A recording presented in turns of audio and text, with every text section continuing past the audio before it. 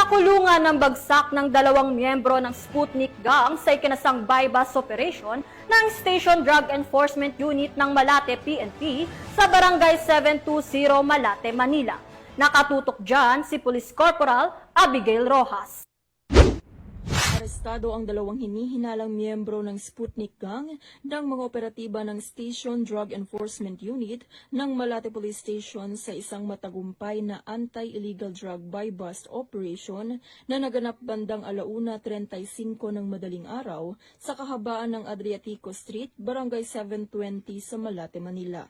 Kinilala ang mga suspect na sina alias CJ, 22 taong gulang at alias Jen, 25 taong gulang.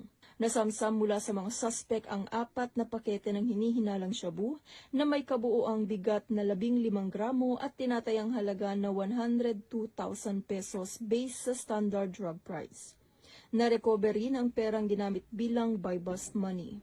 Sila ay kasalukuyang nakakulong sa detention facility ng Malate Police Station habang inihahanda ang kasong paglabag sa Sections 5 at 11, Article 2 ng Republic Act 9165 o Comprehensive Dangerous Drugs Act of 2002 na isasampa sa Manila City Prosecutor's Office para sa kanilang inquest proceedings. Mula dito sa Metro Manila, ako po ang inyong PNN correspondent, Police Corporal Abigail Rojas. Alagad ng batas, tagataguyod ng Balitang Pulis.